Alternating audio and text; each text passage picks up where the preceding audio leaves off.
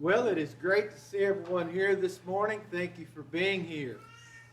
We have a number of guests, and we're delighted to have you. Let me indulge me just a little bit. I think some of you may have thought that my grandson Isaiah was a figment of mine and Lynn's imagination because, see, he was born into this world to first-time parents who were scared to death of every germ that could be had, and then they found out he had colic, which made life with him unpleasant a lot of the time. But I promise you I have a grandchild by the name of Isaiah, and he's been talking the whole time, I've heard. And so, Miss Polly, I know you said you've never seen him. Leanne is going to stand up. Is she still? And hold up my little preacher grandson, Isaiah. Now, see, I do have one. And now they've moved off to Hendersonville with Carter has got a job working in Franklin, Tennessee, and right now they're living in Hendersonville. And my guess is later on they'll move further south. So anyway, I do have one, and he's cute and funny and probably about to get fussy. But anyway, I'm going to continue. Oh, I got another big-time commercial to run. We're going to do what we did the first Sunday night in May. I think that's when we did it. And that is, tonight's service will be held out here in the pavilion, and it will be singing. Now, if you were not here the last time we did this, you need to be here because the singing is absolutely remarkable. I never dreamed the acoustics would be so good in that building. Now, what we're going to do is we're going to set up chairs, and we're going to set up a few tables, and we're going to bring sandwich stuff, and of course, being a church function, that means you also have to bring desserts and drinks. And the last time we did it, we had 185, and I believe that if you were here, you'll be excited about doing it again, and apparently the weather's going to be perfect for it. Perfect. And then, good food and good fellowship and good worship. We ought to have 200 tonight. So make the effort. I know some of you don't come on Sunday night. That's just not been a part of your life, but I guarantee you, you'll be glad you did. And so I invite you to come back, 6 o'clock, be over there, and we'll have a good time together. I'm continuing a lesson that I began week before last, and it's on marriage. And marriage is a hard subject for me to address because it's such a beautiful thing, and yet it's such a complex thing, and it's easy to come up with 10,000 ways to make a marriage better and 10,000 ways or more to make a marriage worse. But what I'm doing is I'm trying to give 6 rules to help have a good marriage, and I got through 3 of them last week, so I'm going to go over them pretty quick today. The first thing that I want to say off the bat, and this is not even a point, but it is a major point to me, and that is to our young people, marry a person that believes what you believe. Marry a person who shares the same faith as you. You know, in the Old Testament, God prohibited working an ox and a donkey together. And the reason for that is that would be cruel on one of those animals because one of them would have to do all the work. When the Bible comes, and the New Testament comes along and says, be not unequally yoked together with unbelievers, it's using that imagery of one person being connected to another person that's got a different agenda, that doesn't have the same strengths, that doesn't share in the workload. And part of that workload is living for God. Now, some of you are married, and you're married to a person that is not a Christian, that doesn't believe what you believe. Well, you need to read 1 Corinthians 7, which says you got to stick it out and love your spouse and be good to them And then you need to read 1 Peter chapter 3, which tells you how you win them over if they are to be won over, and that is by living a beautiful life that is representative of what a Christian is supposed to be. So that's got that out of the way, and so now I'll run through the first 3 points just as a reminder. You shall serve one another. You want a good marriage? You serve one another. Don't sit around and wait on the other person to serve you. Don't sit around and complain about, my spouse doesn't do this for me and doesn't do that for me. Serve.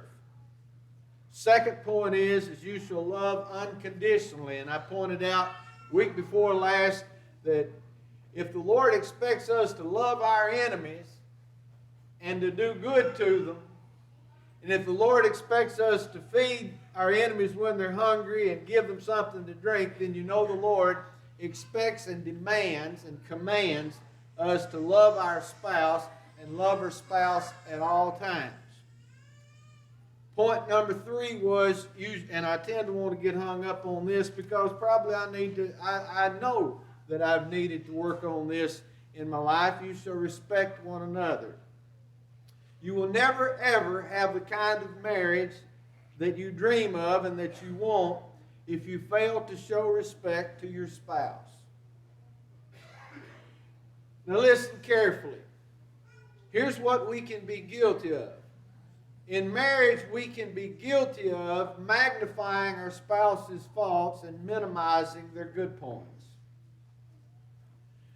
In marriage and in the home, we tend to do this. We tend to talk to our wife or our husband or our children a lot rougher than what we would to perfect strangers. Now, I guess since we're all kind of guilty of that, then that says there's something about that that's a little bit normal. Maybe that's the wrong word, but that seems to fit.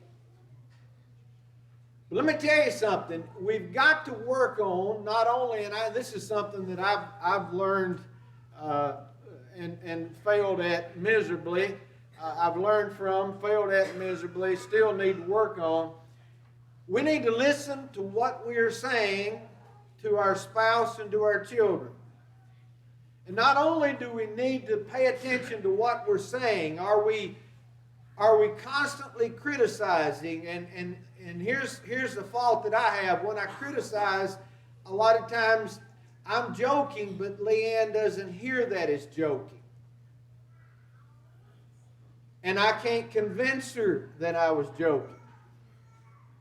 So it doesn't matter whether I was playing or not. Her perception is that I meant it.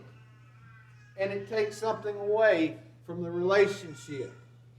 So you and I, and when we're speaking to our spouse or children, we need to make sure that we listen to ourselves. Is it a critical statement? Is it a negative statement? Is it bringing them down, or is it building them up? Because we all know that we are better people when somebody builds us up and encourages us rather than critiques us and criticizes us all the time. And not only, and this is important, not only is it important what we say, it's important how we say it.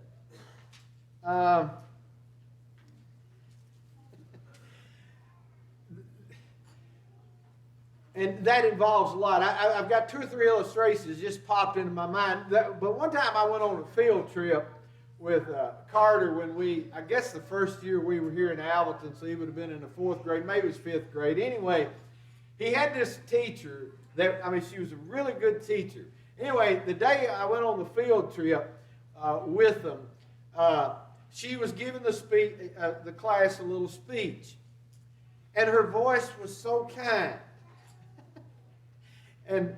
But I wasn't paying as much attention to her voice as it was her eyes, because women have laser pointer eyes, and they can give you a look that will scare you to death.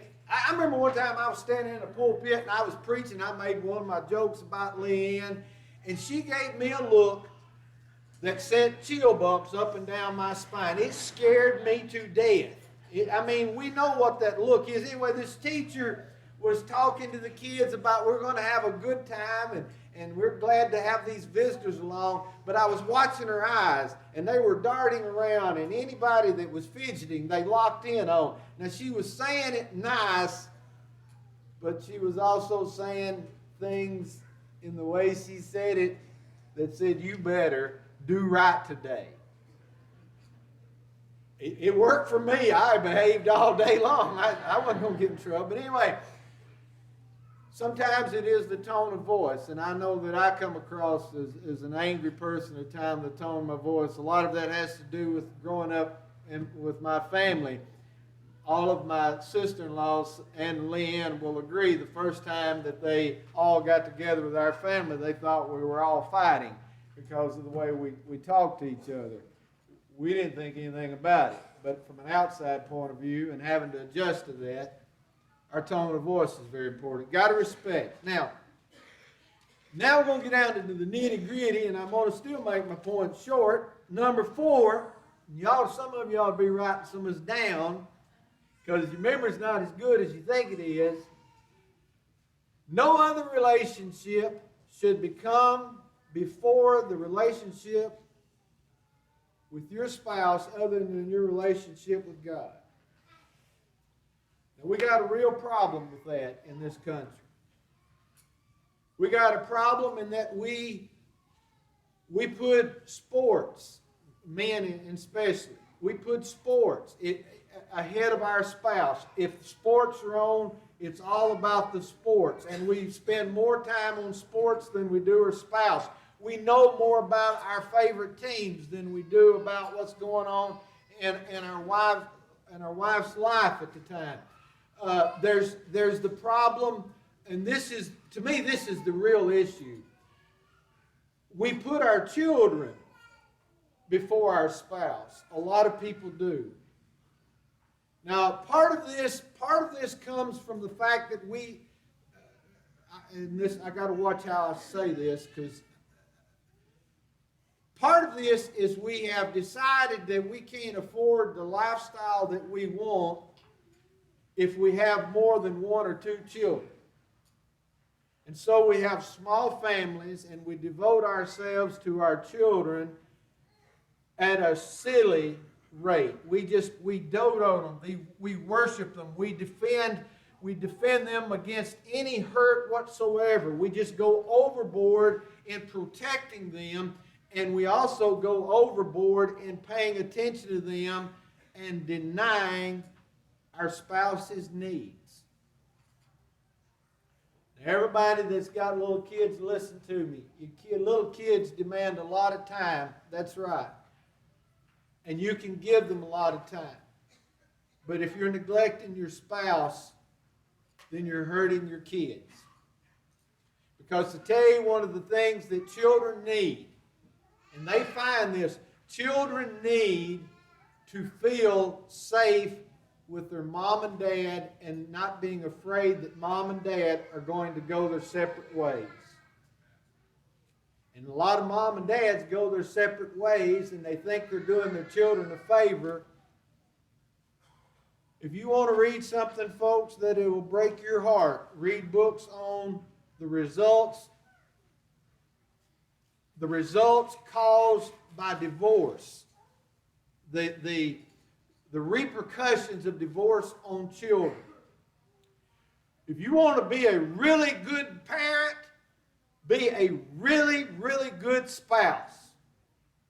Meet your spouse's needs. And in Matthew chapter 19, quoting the book of Genesis, when Jesus said, listen to me on this, when Jesus said, leave your father's house and cleave to your wife, that was not just a suggestion. Jesus meant that. Jesus meant for you to grow up and to be united to your spouse and to be one flesh. And that, folks, has a lot of meaning in it, that one flesh. And sometimes it is of the sexual meaning, and married people sometimes neglect that because they're chasing after their hobbies, they're chasing after their playing with their co-workers or their friends, or visiting with their mom and their dad, or playing with the children too much and they neglect that aspect of it. Leave and cleave is not just a suggestion. And if you've got meddling parents, in the kindest possible way, tell them to butt out. Defend your spouse. Stand up for them. Because you are to be united as one flesh. You are a separate home. I'm not saying you don't get some advice. I mean, that'd be foolish for me to say that. I'm saying don't let mom and dad come into your relationship and interfere and critique and plant ideas that you don't need in your head. You stand up for your spouse. You stand by your spouse. You stand with your spouse.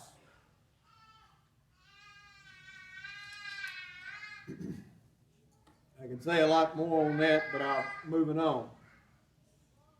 You shall commit beyond feelings.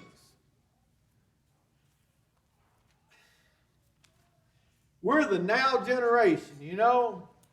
It's all about the moment. We don't think about how our actions right now have long-term consequences. We want to be happy right now. It's all about how we feel right now. And I have people tell me that I just don't love them anymore. Well, here's my response. It usually gets ignored, but it's still my response is, you may not feel like you love them now. Fair enough.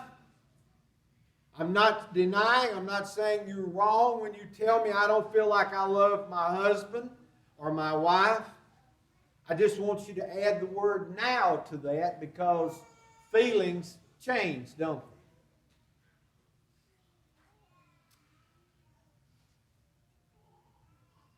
I'm not happy.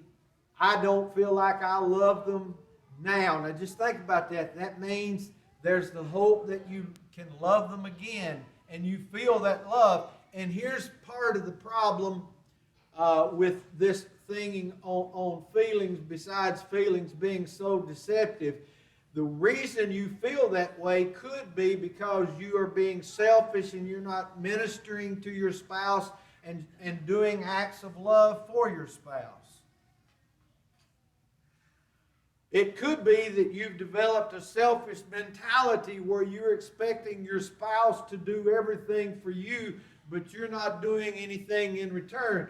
You might deny that, but that's a real possibility. Now, people usually follow up and say, I haven't been happy for a long time. That's probably an exaggeration.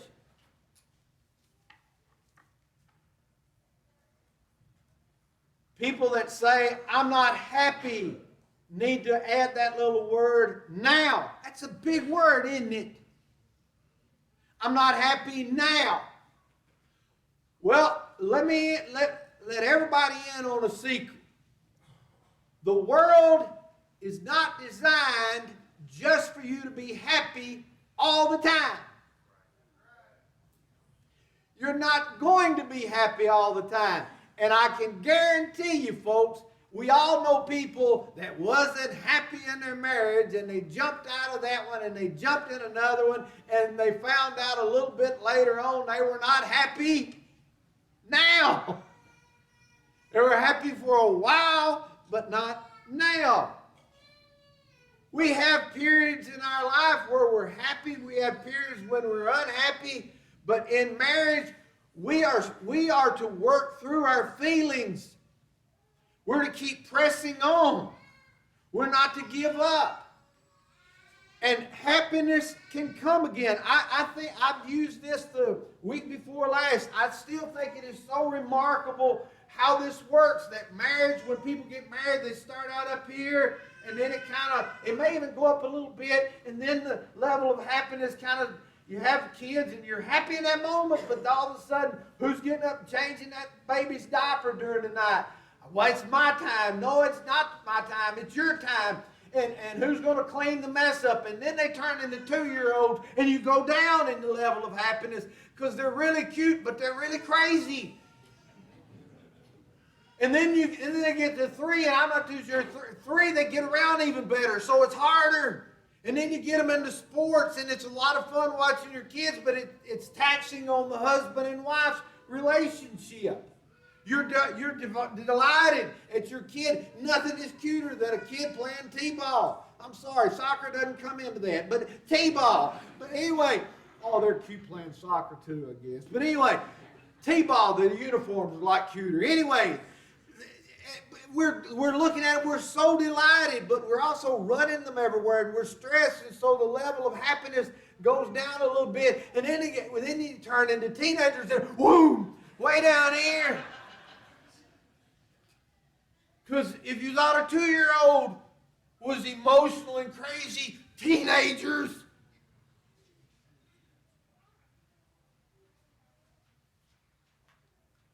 And we let our kids play us off of each other. One of our children will go to mom and get mom on her side, and then they'll go work against dad, or they'll go to dad and they work against mom. And what you've got to understand, it's you against them. It's parents against the kids. Because the kids are going to move out one day, and y'all still supposed to be together, and they're supposed to have a home that they can go back to. And when they leave and cleave to somebody else, say, you're welcome to come back for a visit if you bring your spouse.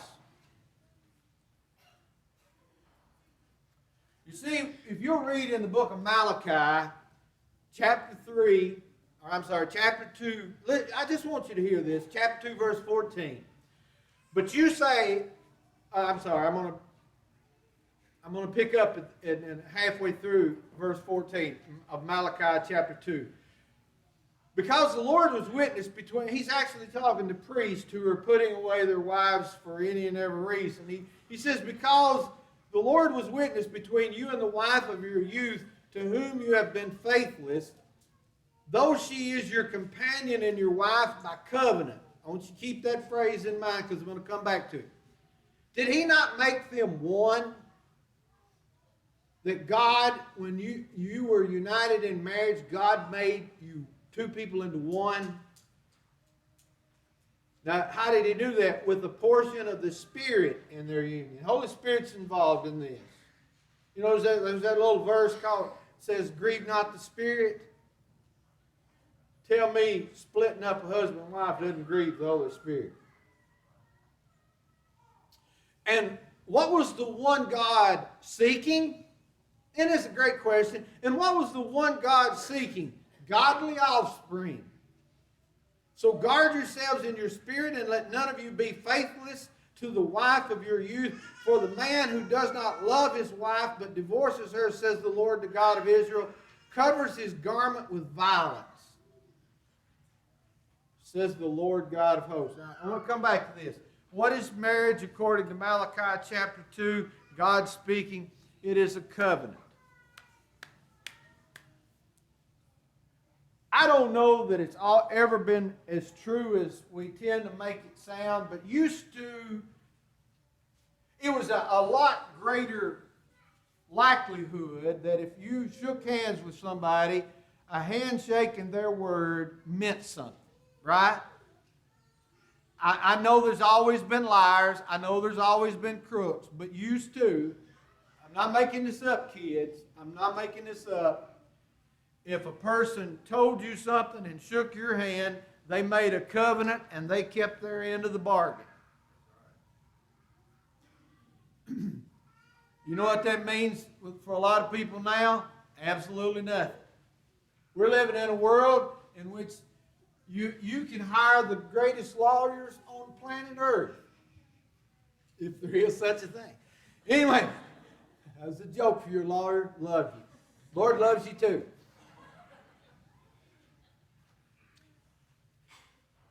And they can make the most ironclad contract that you can make. And people still find a way to break it. Your marriage is a covenant. I don't care whether you got married before the justice of the peace. I don't care whether you went off and got married by some preacher you don't even remember his name. I don't care who married you. When you stood and said, I do, you were promising God and your spouse that you were going to be one until death parted you. Now, in an audience this size, I know that we've got people here that are struggling in their marriage, and I hope I'm getting to you. In an audience this size, we've got all sorts of eligible people, like old Caleb sitting up here. Ladies, he's open. I mean,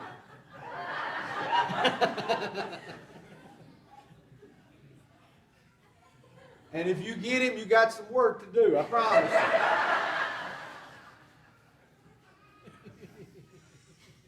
I shouldn't have done you that way, but anyway. When you marry somebody that shares the same faith and realize that it's a covenant and realize that you got to persevere through the bad feelings, because here's what happens. That love level and that happiness level starts going back up. And it's worth fighting through the difficult times.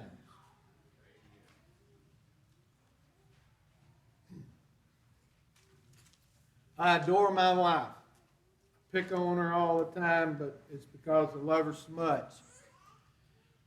We were talking last night about, I never discussed with her what I'm going to preach. But we got to talking about our life together last night.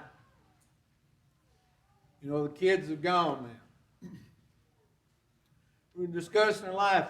We talked about a difficult time in our life when we both were way too busy. And you hear older people, or if you listen, a lot of older people like myself will be telling their spouse, I love you now more than I ever have. And that's true. It's worth working on. It's worth working on. It's worth sticking with.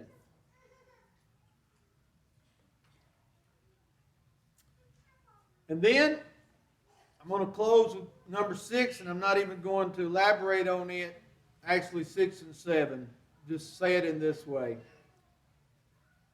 Go home and read one of my favorite passages, Philippians chapter 2, where you have the mind of Christ and you put the needs of others before your own needs, and you do that for your spouse. And then the 7th point, which has been throughout all of this, you ought to pray for your spouse daily. Got it? It's hard not to love somebody that you're praying for daily. Pray for your spouse daily. Pray that you be a better spouse. Pray that the Lord will send you a Christian spouse if that's His will. I don't believe He's going to send you somebody unless it's the right person for you. Don't just grab the first boy or girl that comes along that looks good. Let me tell you something about this. Everybody looks good when they're 18. That changes pretty fast, so don't go on that. I used to think I was handsome. Now I hate to look in the mirror. Problem is, I was one of the few people that thought I was handsome when I thought I was handsome. But anyway, could never get the girls to agree with it. Pray for each other. We're going to sing a song of invitation, and this has not been a sermon about how to become a Christian, but folks, let me tell you something. That's what you need to do. Because when you become a Christian, you're going to follow the greatest the greatest book there is. And that's the Bible. And you're going to try to follow everything that it teaches in it. And part of what it teaches is to husbands, love your wife as Christ loved the church, right? And wives, submit to your husbands as to the Lord. It teaches so much, and we need to hear it, and we need to obey it. If you're not a Christian, the Bible says, he that believeth and is baptized shall be saved. That's what you need to do. You can come today. If you're a child of God and you've fallen away, or you're in the process of falling away, and you need the prayers of the church, we invite you to come as we stand and sing together. There's a fountain free just for you.